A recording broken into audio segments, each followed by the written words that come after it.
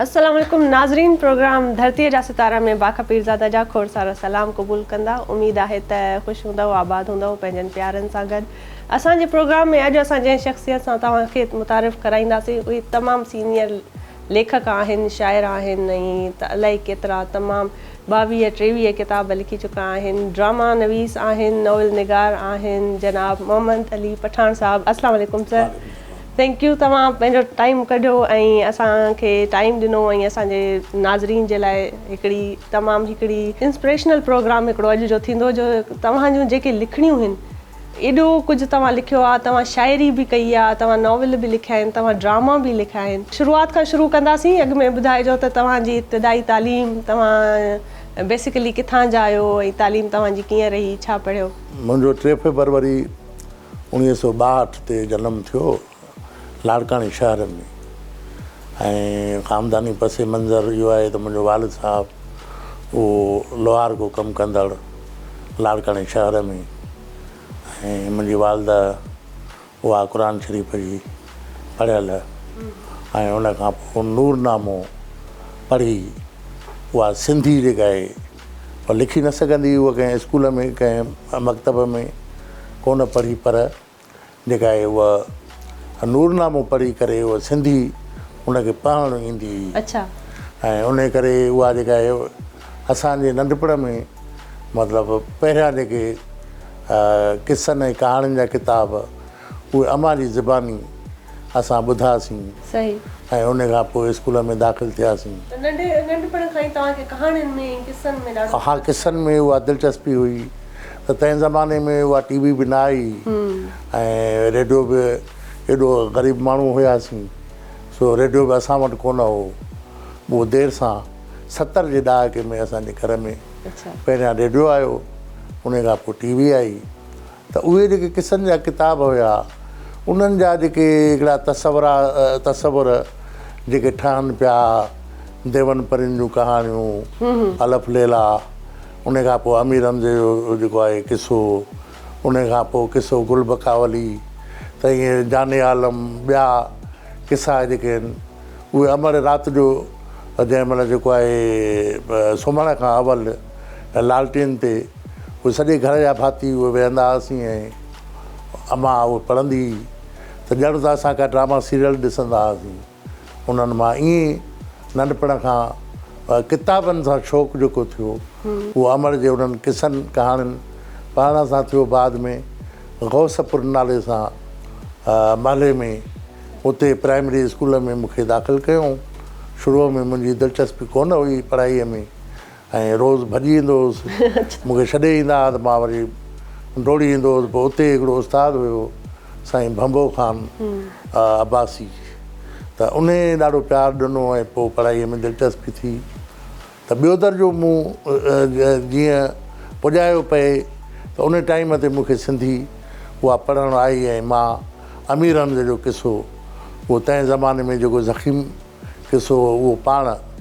अम्मा जे मदद खां सवाइ पाण पढ़ियो।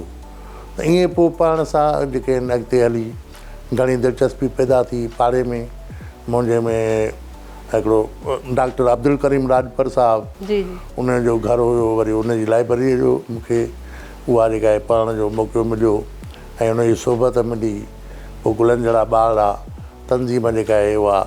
ॿारनि जे लाइ उहा हिलाले पाकिस्तान जे तरफ़ां अख़बार जे तरफ़ां उहा तंज़ीम सॼी सिंध में उन जूं शाखूं हुयूं, लाड़काणे में बि उन जी शाख हुई, उन में शिरकत थी। पोइ ईअं ॿाराणियूं अदब सां हिकिड़ी दिलचस्पी थी। पोइ लिखण जो बि ईअं ई शौक़ु थियो। गुलनि जहिड़ा ॿार, गुल फुल, इन खां इब्तिदा थी ऐं पोइ सिलसिलो उहो अॻिते हली। बसि 77 में मूं वॾनि लाइ पहिरीं कहाणी लिखी। अच्छा। मूंखे बि वठी हलो। मतिलबु पहिरियों तव्हां कहाणी लिखी, शाइरी न की? अवल कहाणियूं बि लिखियमि, शाइरी बि मुख़्तसिर जेका आहे ॿारनि जे लाइ उहा उन में को जेको आहे वज़न बर त कोन हो, पर ईअं जीअं ॿाराणा ॿोल थींदा आहिनि उन में ॿाराणा ॿोलनि में उहा कई, पर उहा मुंहिंजी शाया न थी। शाया जेके थियूं मुंहिंजियूं गुल फुल में ऐं गुलनि जहिड़ा ॿार में उहे कहाणियूं थियूं। सही। ऐं बाद में बि मां पोइ कहाणीअ खे वधीक जेको आहे पंहिंजे वेझो सम्झो ज़हन जे ऐं कहाणीअ में ई उन में वर्क कयो सही ऐं पहिरीं कहाणी मुंहिंजी 77 में वॾनि लाइ उहा शाया थी जंहिंजी जेका आहे उहा नेकी थी अदबी हलकनि में सही पोइ मदद अली सिंधी केयर शौकत वाजिद रज़ाक महर ऐं इन्हनि दोस्तनि मुंहिंजे घणो उत्साह ॾिनो उन कहाणीअ खे घणो सारायूं पोइ कुझु कहाणियूं ॿियूं बि मां लिखियूं जेके वॾनि रिसालनि में शाया थियूं महिराण में संगत में ऐं ॿियनि रिसालनि में 1982 में अनवर पीरज़ादो साहिबु लाड़काणे में 80 में लॾ पलाण करे कराची मां आयो ऐं रिपोर्टर थी डान अख़बार जो उन जी शाइरी मूं मुख़्तलिफ़ रिसालनि में अॻु में ई पढ़ी हुई त जॾहिं हुन सां मुलाक़ात थी त अजीब इतफ़ाक़ जो हुन सां जेका मुंहिंजी मुलाक़ात थी त मां फुटपाथ ते तंहिं ज़माने में मूंखे नौकिरी न हुई त फुटपाथ ते मां स्वेटर पे खपाया अच्छा त अनवर पीरज़ादो साहिबु आयो हुनजी शख़्सियत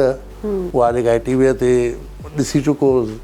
त मां हुनखे सुञातो ऐं पोइ मुलाक़ात थी ऐं हुनखे बि ॾाढो जेको आहे उहो मिली करे हिकिड़ो जेको आहे उहा ख़ुशी थी ऐं मुंहिंजे पीउ खे बि ख़ुशी थी त एॾो वॾो माण्हू छाकाणि अनवर साहिब जी पर्सनैलिटीअ मां ई लॻंदो हो त हीउ वॾो माण्हू आहे त बाबो ॾाढो ख़ुशि थियो ऐं हुन खां पोइ अनवर साहिब जी शाइरी जॾहिं मूं पढ़ी हुनजे शाया यानी किताबी सूरत में न पर हुन डायरियुनि जे सूरत में त पोइ मूंखे पंहिंजे अंदर में हिकिड़ो शाइर हिकिड़ो सर्जंदो महसूसु थियो ऐं उन खां पोइ मतिलबु शाइरी लिखण में इंस्पिरेशन तव्हांखे अनवर पीरज़ादे साहिब वटां मिली हूअं तोड़े जो मां शाह साईं खे ॿियनि खे शेख याद खे ॿियनि खे पढ़ियो हो पर जेका आहे उहा मूंखे जेको दगु मुंहिंजो शाइरीअ जो अनवर साहिब जी शाइरी पढ़ी करे मां उन खां मुतासिर थियुसि पोइ मां हिकिड़ो मुर्क नाले सां पहिरियों नज़म लिखियो पोइ अनवर साहिब खे उहो जॾहिं मां पढ़ी ॿुधायो त अनवर साहिबु मूंखे उहो पंहिंजी कुर्सीअ तां उथी ख़ुशीअ में मूंखे भाकुर पातईं त मूंखे मुंहिंजी दिलि उहा तमामु घणो ख़ुशि थी ऐं मां ॾाढो जेको आहे उहो उन मां मुतासिर थियुसि हुनजी जेका हुन जेको मूंखे उत्साह ॾिनो त बाद में मां ॿिए ॾींहं ते मां 10 नज़म लिखी अनवर साहिब जे टेबल ते रखिया ऐं उहे बि हुनखे ॾाढा वणिया इन सां अंदाज़ो थिए थो त जॾहिं कंहिं लिखंदड़ खे एप्रिसिएशन मिले थी त इन जो केॾो वॾो रोल रहे थो ऐं अॼुकल्ह जे नौजवाननि में बि तव्हां ॾिसो था पिया त माण्हू लिखनि था पिया पोइ तव्हांखे भला उहो मैटर उहो कॉन्टेंट छा एॾो मेच्योर लॻे थो अॼुकल्ह जे नौजवान जेके अॼुकल्ह था लिखनि पिया उन्हनि में आहे सही पर हाणे ॾिसो न हिकिड़ो नओं लिखंदड़ आहे त ॿूटो उसरे थो त उनखे उत्साह जो पाणीअ जी ज़रूरत आहे बिल्कुलु त उहो उत्साह जो पाणी जेकॾहिं हुनखे मिले त हुनखे माहौल मिलंदो उहो अॻिते वधंदो ईअं अनवर साहिबु मूंखे माहौल ॾिनो ऐं उहे 10 ई नज़म उहे पोइ बाद में हुन मूंखां वरिता त कराची आयो पए सो हिते चई त मां कंहिं रिसालनि खे अख़बारुनि खे ॾेयूं ईंदुसि पर हिते अचण खां पोइ वरी रेडियो पाकिस्तान ते निसार मेमण साहिबु तॾहिं प्रोग्राम कंदो रिसालो त अनवर साहिब जो उन सां इतफ़ाक़नि मिलियो त हुनजो अदा प्रोग्राम हिते रेडियो ते कयो वञो पोइ इतफ़ाक़नि ॾींहुं बि को वेझो अनवर चयुसि त हिकिड़ो नौजवान शाइर आहे ऐं उनजी शाइरी मां खणी आयो आहियां मुंहिंजी दिलि थी चवे त मां उनजो तारीफ़ करायां पोइ मुंहिंजी शाइरी शाया थियण खां अॻु में अनवर साहिबु उनजो तारीफ़ करायो रेडियो ते ऐं उहो हुनजे जदीद सिंधी अदब में उहो मज़मून शामिलु आहे उन किताब में त उन सां पोइ मुंहिंजी दिलि वधी ऐं अखियूं आला चंड नाले सां मुंहिंजो 88 में पहिरियों जेको आहे नसरी नज़मनि जो किताबु मां मुंहिंजो सफ़र ॾाढो हिकिड़ो शाइरीअ जे हवाले सां हिकिड़ो जीअं त यानी उबतो सफ़र थियो आहे त हूअं वज़न भर सिखी माण्हू उनखे इब्तिदा कंदा आहिनि पर मां नसरी नज़म खां शाइरीअ जी इब्तिदा कई ऐं उन खां पोइ पाबंद शाइरीअ ॾांहुं आयुसि त अखियूं आला चंड 88 में मुंहिंजो किताबु हुनजो मुहाग अनवर पीरज़ादे साहिबु लिखियो आहे सूर जी सिफ़त नाले सां उहो किताबु तव्हांखे मां ॿुधायां त थोरो हुनजे तफ़सील में त ग़रीब माण्हू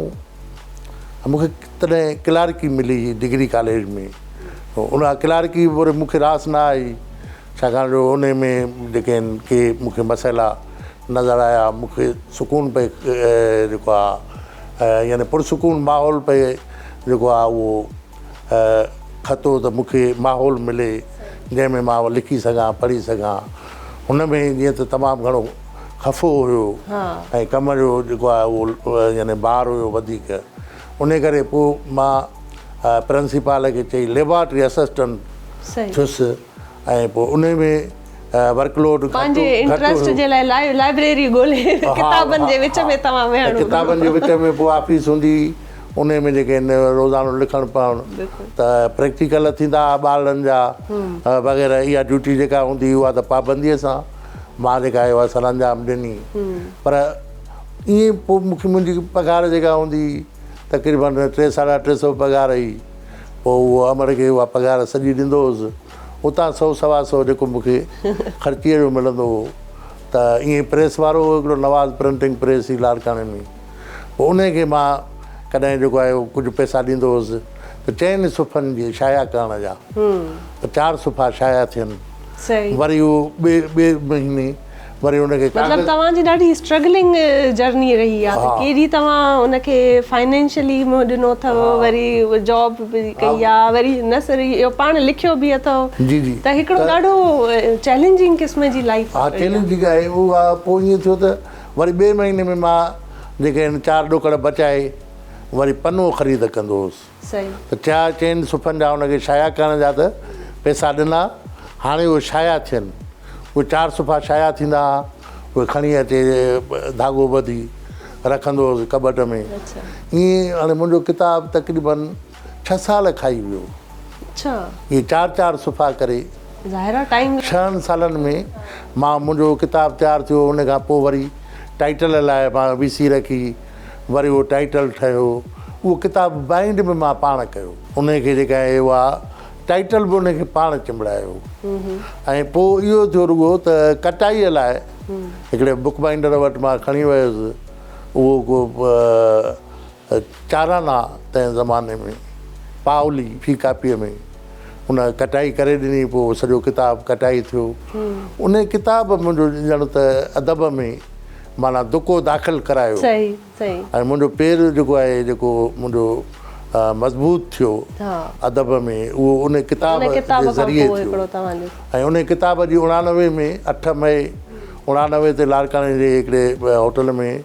उनजी जेका आहे उहा महूरत थी ईद जो ॿियो ॾींहुं हो ऐं मूंखे तवको न हुई त माण्हू परे ओरे जा ईंदा उन जी सदारत कामेट सोभे ज्ञानचंदाणी कई त अनवर पीरज़ादो उहो पंहिंजे ॻोठ बलड़ेजीअ मां सीड़जी आयो ईअं केहर शौकत पंहिंजे ॻोठ आगाणी मां सीड़जी आयो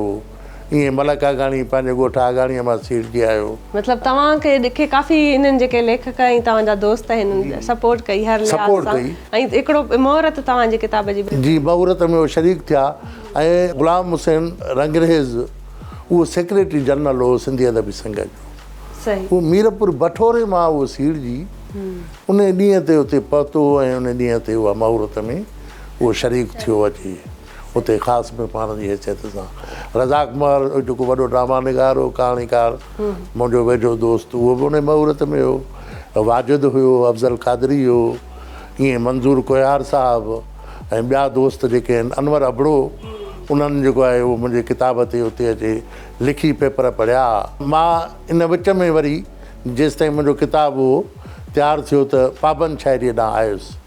ऐं कुझु शाइरी मां कई त उते असलम तुंहिंजो हिकिड़ो मशहूरु रागी आहे नौजवान उन उते 3 ॾींहंनि में हाणे त उहो मुंहिंजे एज में आहे त 3 ॾींहंनि में उनखे ॻाइण जो नओं शौक़ु हुयो त उन प्रोग्राम में उन बिना साज़नि जे मुंहिंजी हिकिड़ी वाई ॻाई हुई जी ऐं तव्हां एॾो कुझु लिखियो आहे तव्हांजी पंहिंजी लिखणियूं तमामु त इन्हनि मां अहिड़ो कहिड़ो प्रोजेक्ट आहे अहिड़ो कहिड़ो किताबु आहे जेको तव्हांखे सभिनि मां घणो अज़ीज़ आहे किताब त सभु ई अज़ीज़ आहिनि ज़ाहिर आहे उहे उन्हनि में मां इनवॉल्व आहियां उन्हनि मां ज़ाहिर आहे उहे मुंहिंजे सोच मां मुंहिंजे ख़्याल ज़ाहिर आहे तव्हां तख़लीक़कार आहियो त जीअं चइबो आहे त ॿार बि हूंदा आहिनि त सभई इक्वली प्यारा उन करे जेका आहे उहे किताब बि ज़ाहिर आहे औलाद वांगुरु ई थींदा आहिनि त सभई किताब मूंखे पंहिंजा प्यारा आहिनि इहो मां नथो चई सघां, इहो तय नथो करे सघां सही सही त कहिड़ो किताबु मूंखे जेको आहे उहो वधीक आहे। नाज़रीन, जीअं चइबो आहे त हिकिड़े माउ जे लाइ पंहिंजा सभई ॿार इक्वली प्यारा हूंदा आहिनि, त इहा ॻाल्हि बि सची आहे त हिकिड़े तख़लीक़कार जे लाइ जेके बि उहो तख़लीक़ करे थो, किताब लिखे थो, उहे सभई इक्वली उनखे प्यारा हूंदा आहिनि। ऐं वधीक मोहम्मद अली पठाण साहिब सां कचहरी जारी रहंदी, किथे न वञिजो, मिलूं था नंढड़ी ब्रेक खां पोइ।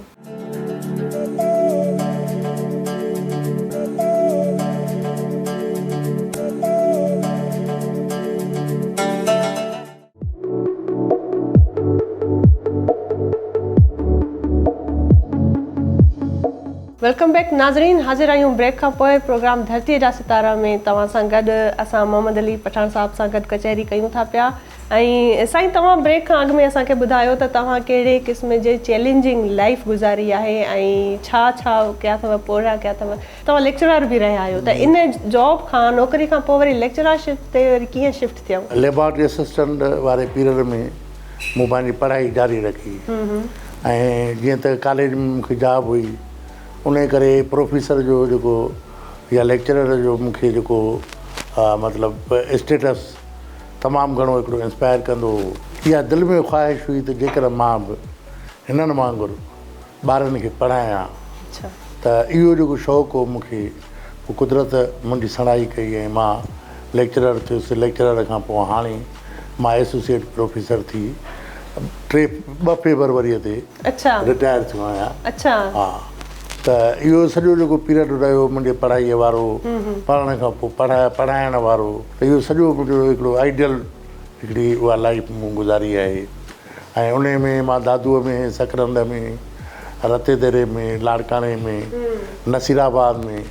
मुख़्तलिफ़ हंधनि ते पंहिंजा फ़राइज़ सर अंजाम ॾिना आहिनि। हाणे जॾहिं लाइफ जो अहिड़ो पीरियड आयो आहे जेको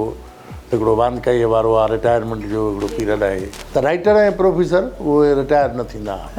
त मां हाणे जेको पीरियड आहे मुंहिंजी ज़िंदगीअ जो, उहो पढ़ण जो बि आहे ऐं लिखण जो बि आहे।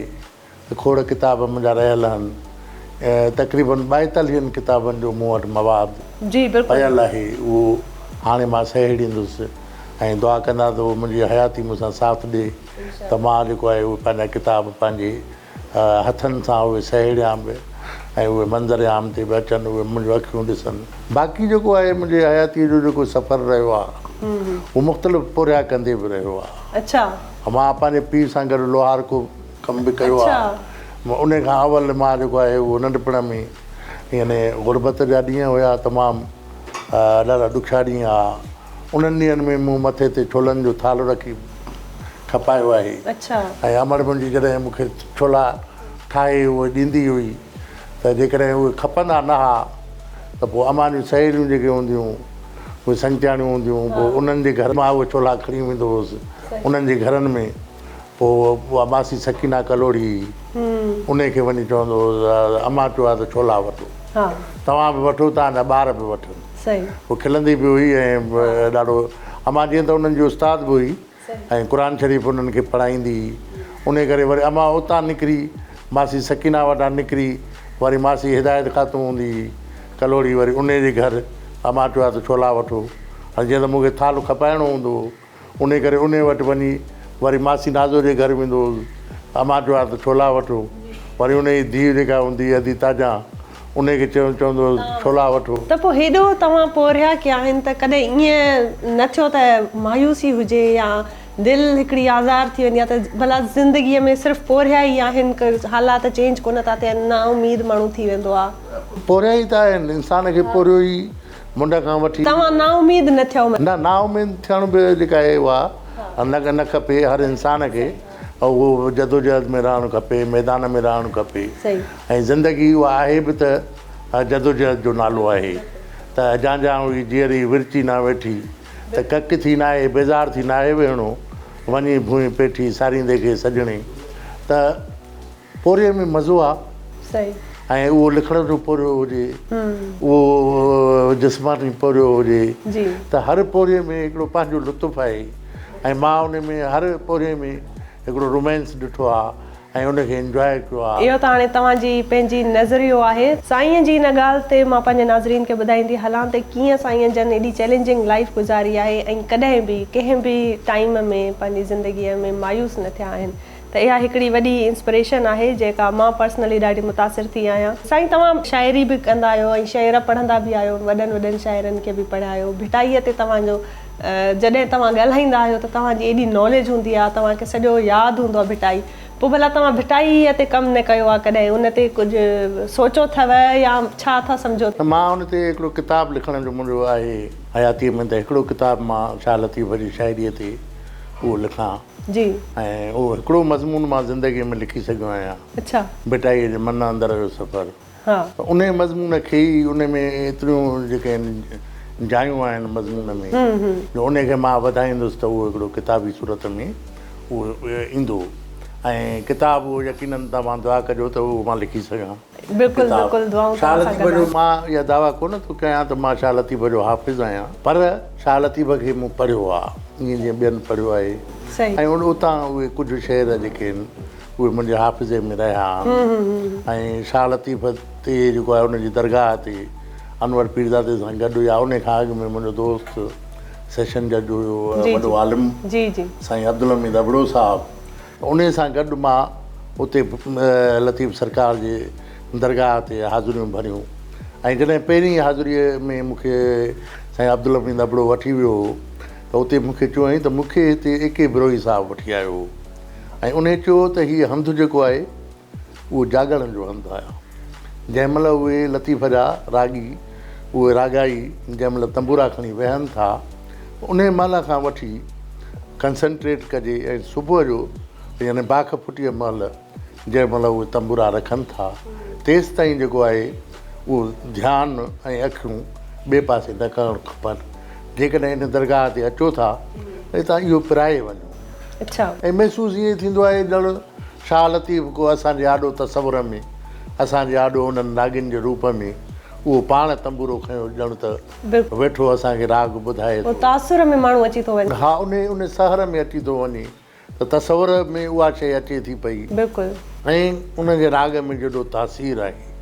उनजी शाइरीअ में जॾो फ़िक्र आहे। बिल्कुलु। मुंहिंजो दोस्त अनवर पीरज़ादो साहिबु चवंदो हो त हीअ स्कॉलर शाइर आहे। आम शाइर त थींदा आहिनि पर स्कॉलर शाइर जो दर्जो तमामु घणो बुलंद हूंदो आहे, आला हूंदो आहे। जी बिल्कुलु। ऐं असां वटि यानी शाह लतीफ़ खां वॾो को बि स्कॉलर शाइर हिन महिल ताईं पैदा न थियो आहे। तमामु थोरे जो ॿिया शाइर वॾा शाइर आहिनि। हा, शेख हयात वॾो शाइर आहे, सचल साईं उन खां अवल ॿिया शाइर न, पर साईं लतीफ़ जी शाइरीअ जो त वॾी चोटी आहे। बिल्कुलु बिल्कुलु। हाणे ॿिया जेके आहिनि ज़ाहिरा शाइर आहिनि, मूंखे उन खां इनकार न आहे, पर हीअ चोटी हीअ सॼी दुनिया में हीअ नुमाया चोटी आहे। ऐं जंहिं बि उनखे पढ़ियो आहे इहो दर जनी देखियो ॿिया दर तिन हराम, त इहो दर अहिड़ो आहे जंहिंमें जेकॾहिं को दाख़िल थियो त उहो ॿियो दर न ॾिसंदो। पर असां ॿियनि खे बि पढ़ियोसीं, यकीननि पढ़ियोसीं, पर जेको लतीफ़ साईंअ खे पढ़ंदी जेका उन अञा बि वधे थी। मोहबत जिन जे मन में तिन तिशनगी तार, यानी उहा उन जेका आहे उहा दरिया वांगुरु तार उन ई जिन जे मोहबत मन में आहे। मोहबत जिन जे मन में तिन तिशनगी तार, पी पियालो उन जो उन सी उन उथार, पुनू पाण प्यार त उन सी उन उझाई। हाणे ॾिसो न, इहो केॾो ग़ैर मामूली हिकिड़ो पैगाम आहे ऐं केॾो तसवुराती तव्हां ॾिसो उन जो दरियाउ सो बि तारूं तार। इहा लतीफ़ सरकार जो फ़िक्र आहे, हुनजो इहो आला फ़िक्र आहे। आम शाइर जी पहुच हिते कोन थींदी। पाण न रुनो पाण में सॼो ॾींहुं सारो, पथर बि रोअंदा आहिनि छा, पर शाइर पथरनि खे बि उहे अखियुनि में ॻोढ़ा आंदा, पथरनि खे अखियूं ॾिनई जेके उन्हनि अखियुनि मां नीर था वहाइनि। डूंगर ॾुखारो ॾिठुमि रे ॾोथी, पाण न रुनो पाण में सॼो ॾींहुं सारो, ॻुझो त निगारो छपर हू छट हुआ। त साईं लतीफ़ जो पैगाम जंहिं पासे निहारबो, सईवान सीर में माणिक मोतीलाल जे मासो मिलई माल पुॼारा पुर थी। मासे जेतिरी ज़रिए बि का मिली वञे न त हयात। ऐं केॾी सिंपल ॻाल्हि, केॾी सिंपल तरीक़े सां ऐं केॾी छुहंदड़ अंदाज़ में। हा बिल्कुलु। त हाणे असां इहे मासे जेतिरो असांखे इहो फ़िक्रु मिलियो आहे त असां पुर थी विया आहियूं उन मासे जेतिरे फ़िक्र मां हू त समुंड आहे बिल्कुलु ऐं हुनजी हर जेका आहे उहा यानी लहरुनि लख लिबास पाणीअ पसंदि हिकिड़ो लहरुनि खे लखे लिबास आहिनि पाणीअ जो परे खां त असां ॾिसूं था पाणी हिकु करो आहे हिकु जहिड़ो आहे पर उनखे लखे लिबास आहिनि त इहो लतीफ़ जो फ़िक्र ई आहे इहो जेको आहे अंदरि इहो अहंज हाणे अहंज खे सांड जो सुखाऊं करे अहंज खे सुखाऊं करे सांड इहो जेको आहे इहो लतीफ़ जो फ़िक्र आहे इहो लतीफ़ जो पैगाम आहे त इन लतीफ़ जे फ़िक्र खे ऐं तव्हां जहिड़े क़िस्म सां लतीफ़ खे पढ़ियो आहे अंदाज़ो थिए थो पियो त तव्हांखे बहितरीनु ॼाण आहे त अॼुकल्ह जी नौजवाननि में या हाणे लतीफ़ जो एॾी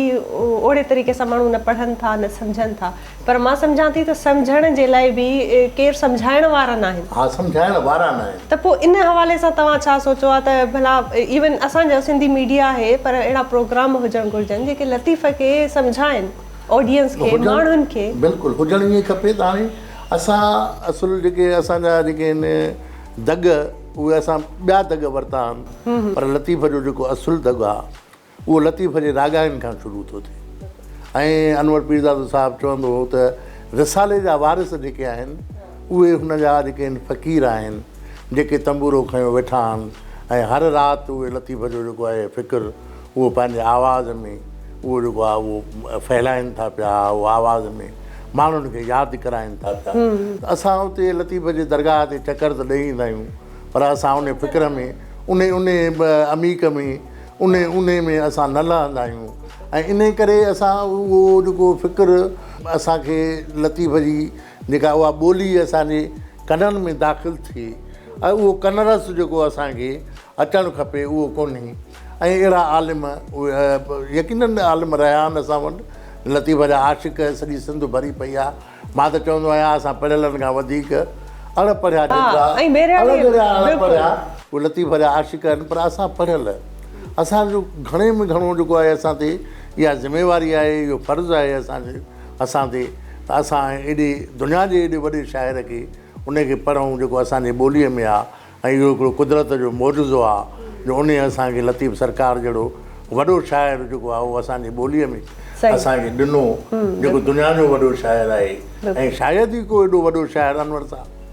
अंग्रेज़ी अदब जो माण्हू हो हुन कीट्स खे बि पढ़ियो हुन शेले खे बि पढ़ियो हुन अंग्रेज़ी अदब जा सभई शाइर पढ़िया पर जॾहिं हुन लतीफ़ सरकार जे फ़िक्र में लतीफ़ सरकार जे उन इल्म में जॾहिं हू दाख़िलु थियो त हुनखे ॿिया शाइर तमामु नंढड़ा नज़र आया के अहिड़ा प्रोजेक्ट आहिनि जेके माइंड में हुजनि त हाणे मां हिन पासे ते कमु कंदुसि 42 किताब मुंहिंजे टेबल ते पियल आहिनि अच्छा त उहे जेके मां कोशिशि कंदुसि त उहे किताब हिकु हिकु थी उहे किताब अचनि शाया थियनि ऐं जल्दी जल्दी शाया थियनि त जीअं उहो जेको आहे सॼो मुंहिंजो जेको ख़्वाबु आहे उहो ख़्वाबु मुंहिंजो उहो हक़ीक़त तव्हांजी भला पंहिंजी फैमिली में तव्हांजा ॿार आहिनि तव्हांजी न्याणी आहे त इहो असरु भला तव्हां फील कंदा आहियो त तव्हां मां ट्रांसफर थी करे ॿियनि में आयो आहे अदब सां रिलेटेड लतीफ़ सां इश्क़ सिंध सां इश्क़ अदब सां जेको पंहिंजी इंट्रस्ट आहे जेको मुंहिंजी रूही बानू जेका आहे हिकिड़ी धीउ आहे उनखे नंढपण में मां लतीफ़ ॾाढो यादि करायो उनखे जेके आहिनि काफ़ी शेर उनखे लतीफ़ जा यादि ऐं कुझु पढ़ण जी हद ताईं त उन पढ़ियो बि आहे पर लिखण जी हद ताईं या उहा जेका इनवॉल्वमेंट थींदी आहे उहो कंहिं में ज़ोरीअ जेका आहे उहा कंहिंजे ज़हन में उहा दाख़िल नथी करे सघिजे हुनजो एॾो घणो शौक़ु न आहे जंहिंजो मूंखे अफ़सोस बि आहे ॾुख बि आहे त उहो जेका आहे मुंतक़िल थिए हा जेकॾहिं त अञा वधीक सुठी ॻाल्हि हुई पर हाणे मुंहिंजो जेको आहे भाउ आहे मुंहिंजो सालो आहे अली बख़्श पठान जंहिंखे मां पंहिंजो उहो अदब जो पंहिंजे अदबी विरसे जो उनखे मां जेको आहे वारिस करार ॾिनो आहे त उन उहो हिकिड़ो वॾो आलिम नंढी उमिरि अथसि पर हिकिड़ो आलिम आहे ऐं उन जी मूंखे ख़ुशी थींदी आहे त उन में तव्हां ॾिसो था इहो असरु उहो उन में आहे ऐं उन मुंहिंजे लाइब्रेरीअ मां किताब पढ़िया उन पोइ पंहिंजा दग तलाश कया ऐं केतिरनि हंधनि ते मां उन मां सिखंदो आहियां जी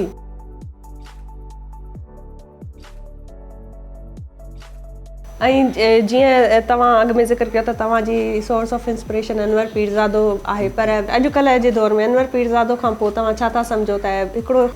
घाव आहे जेको भरिजी नथो सघिजे, त हाणे अॼुकल्ह जी लिखणियूं, अॼुकल्ह जा जेके कॉन्टेंट आहे,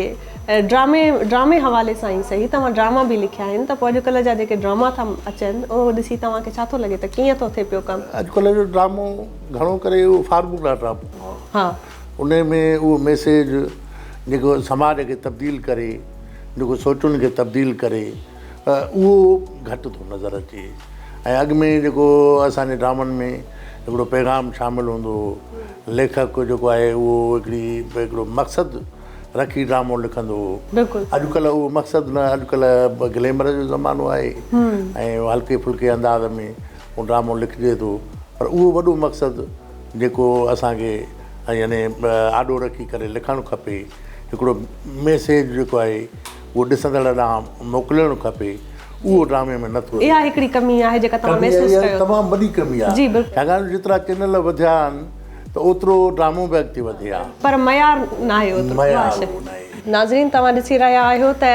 जहिड़े क़िस्म जी साईंअ जी इंफॉर्मेशन आहे, जेको जंहिं साईं जन लतीफ़ खे पढ़ियो आहे, ऐं जेका नॉलेज आहे, इहा ॼाण, इहा नॉलेज अॼुकल्ह तमामु घटि माण्हुनि में आहे। ऐं ॻणियल चुणियल हिकिड़ा माण्हू आहिनि जेके मां सम्झां थी त असांजो असासो आहिनि, असांजे सिंध में आहिनि, जेके असांजे लाइ हिकिड़ो क़ाबिल फ़ख़्रु आहे त इहे माण्हू आहिनि जेके असांखे इन हवाले सां, इन फ़िक्र सां वाबस्तगी कराए सघनि था। साईंअ सां तमामु इंजॉय पिया था कयूं, चाहिनि सां गॾोगॾु लतीफ़ खे ॿुधोसीं। ब्रेक खां पोइ मिलूं था ऐं साईंअ जी पंहिंजी शाइरी ॿुधंदासीं। सो मिलूं था नंढड़ी ब्रेक खां पोइ, किथे न वञिजो।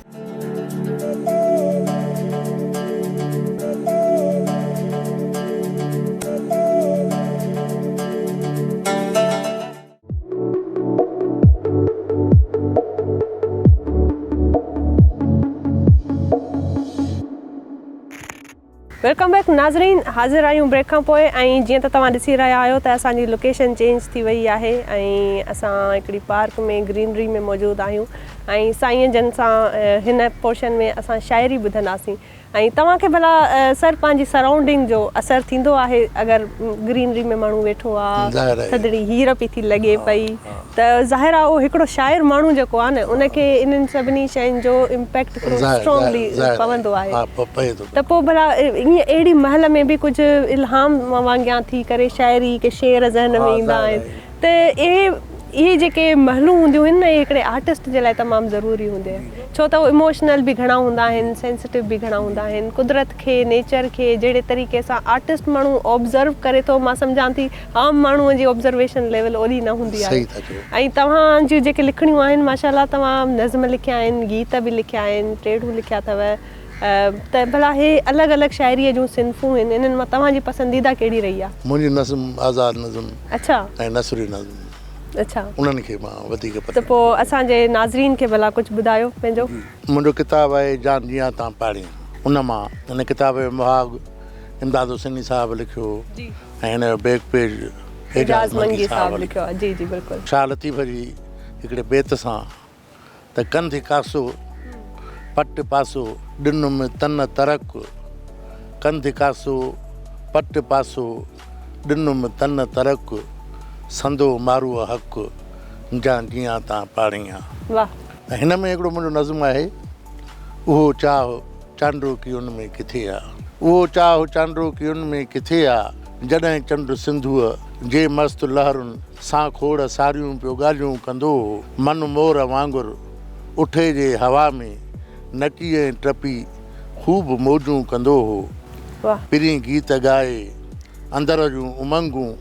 वरी नए सिरे साण ताज़ियूं कंदो हो। उहो चाह चांड्रो की उन में किथे आहे, उहो चाह चांड्रो की उन में किथे आहे, जॾहिं का चकोरी बिना झल पल जे परड़ा पखेड़े मिलण चंड सां उभ उॾारूं कंदी हुई,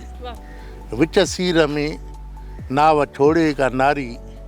हवा जे कुल्हनि ते उॾामूं कंदी हुई, ज़मीं आसमां ते बहारनि जी रुत कई रंगीन पंहिंजूं निहारूं कंदी हुई। उहो चाह चांड्रो की उन में किथे आहे, उहो चाह चांड्रो की उन में किथे आहे, उहो चाह चांडो की उन में किथे आहे जॾहिं नींहं वारे नगर जे चमन में सवें कोयलूं गीत झूंगारींदियूं ॾई हथ हथनि में प्रेमी के नारियूं पयूं प्यार चौॾिस फहिलाईंदियूं रुठल रूह दिलियूं नए रंग ढग सां विझी गल गिराटियूं पयूं रीझाईंदियूं उहो चाह चांडो की उन में किथे आहे ज़बरदस्त उहो चाह चांडो की उन में किथे आहे उहो चाह चांडो की उन में किथे आहे अॼोकियूं ई रातियूं बणी ॼण त कातियूं सरेआम हर ख़्वाब खे ॾिस कुहनि थियूं सिबाए चपनि खे कढी ॿिनि अखियुनि खे अंधियूं थी दिलियूं सभु हिते हुते घुमनि थियूं लॻे थो हयातियूं ममातीअ कफ़न में असां वारे जग जे क़बर में रहनि थियूं उहो चाह चांडो की उन में किथे आहे उहो चाह चांडो की उन में किथे आहे ज़बरदस्त बहितरीन तूं अॻे खां घणो यादि पेई अची वाह हीउ नज़म त तोड़े जो मां घणो वक़्तु अॻु में लिखियो हो अच्छा पर हाणे जॾहिं मुंहिंजे वाइफ जी वफ़ात थी चुकी आहे ऐं हिकिड़ी प्यार कंदड़ ज़ाल उहा विछोड़े जो वठु ॾेई जी बिल्कुलु जॾहिं जेको आहे उहा हाणे ॾिठे ॾे ॾांहुं रवानी थी आहे त ॼण त हीउ नज़म हा मुंहिंजे उन अंदर जी कैफ़ियत ते आहे बिल्कुलु उन कैफ़ियत जी उन दर्द जी ॼण त तर्जुमानी थो करे तूं अॻे खां घणो यादि पेई अची लुड़क जॾहिं अखियुनि में लड़ी था अचनि टहक टुकड़ा थी शीशनि जियां था चुभनि को बि रस्तो किनारो नथो किथे सुझे वाव थधिड़ी घुले पर पिते ते न पए अहिड़े ॿुसट में मूंखे उहो मुंहिंजी मिठी तूं अॻे खां घणो यादि पेई अची तूं अॻे खां घणो यादि पेई अची कंहिं बि वण में करे जीअं कूकू थी कोयल तीअं कादां दिलि ते थी ॿीहर तरे ज़ख़्म जी हर कड़ी थी नए सिर टुटे थो लॻे ॼण हयाती इझो थी खुटे अहिड़े ॿुसट में मूंखे उहो मुंहिंजी मिठी तूं अॻे खां घणो यादि पेई अची तूं अॻे खां घणो यादि पेई अची जीअं ॿाॿीअ सां लुक करे थर अंदरि रूह सां तीअं थिए पियो जिस्म जे अंदरि का घड़ी सूर खां कीन वेसंद मिली सूर भरपूर खां कीन वेसंद मिली अहिड़े ॿुसट में मूंखे पोइ मुंहिंजी मिठी तूं अॻे खां घणो यादि पेई अची तूं अॻे खां घणो यादि पेई अची वाह तमामु सेंसिटिव ऐं इमोशनल काफ़ी टची नज़म रही आहे हीअ मौसम बहारी बि गुज़री वई टिड़ी गुल उमेदुनि जा सड़ंदा विया टिड़ी गुल उमेदुनि जा सड़ंदा विया वचन जा भिरी भंवर मरंदा विया रुलाए सुगंधूं हवाऊं वयूं वरी दरबदर थी वफ़ाऊं वयूं ॾींहनि रीह ॾियारी बि गुज़री वई हीअ मौसम बहारी बि गुज़री वई ज़बरदस्त मिलणु जंहिंमें पंहिंजो हुयो तय थियल थियो हर दग हर साह दूंहों हुयो न तंहिंमें किथे बि को सूंहों हुयो घड़ी सां ॾुखारी बि गुज़री वई हीअ मौसम बहारी बि गुज़री वई अखियुनि खे संवारियो सजायो हुयुमि अखियुनि खे संवारियो सजायो हुयुमि ऐं सुरमे सां ॾाढो सिंगारियो हुयुमि जो वरिहनि पुॼाणा मिलणु पियो थिए खणी नेण नए सिर ॾिसणु पियो थिए सा अखियुनि जी तयारी बि गुज़री वई हीअ मौसम बहारी बि गुज़री वई हीअ मौसम बहारी बि गुज़री वई ज़बरदस्त तमामु बहितरीन तव्हां जूं नज़मूं तव्हांजी शाइरी नाज़रीन जीअं त तव्हां ॾिठो त जहिड़े क़िस्म जा हसास तबियत जी मालिक आहिनि मोहम्मद अली पठान साहब उन्हनि जूं लिखणियूं उन जी शाइरीअ में उन जी नेचर ऐं उन जी फीलिंग्स अकासी थिए पई ऐं ॾाढो असांखे मज़ो आयो इन प्रोग्राम में साईं जन सां कचहरियूं करे साईं जी ॼाण साईं जी नॉलेज लतीफ़ साईं ते साईं जन पंहिंजा ख़्याल पाण शेयर कया ऐं ईंदड़ हफ़्ते वरी हिकिड़ी नई शख़्सियत सां गॾु हाज़िर थींदसि। उमेदु आहे त तव्हांखे मज़ो आयो हूंदो, तव्हां इंजॉय कयो हूंदो, तव्हांखे काफ़ी कुझु सिखण खां मिलियो हूंदो असांजे हिन जे अॼु जे प्रोग्राम मां। सो ईंदड़ हफ़्ते वरी हिकिड़े नए प्रोग्राम नई शख़्सियत सां गॾु हाज़िर थींदसि। तेसिताईं इजाज़त ॾियो पंहिंजी होस्ट बाक़ी पीरज़ादा खे। अल्लाह भाई।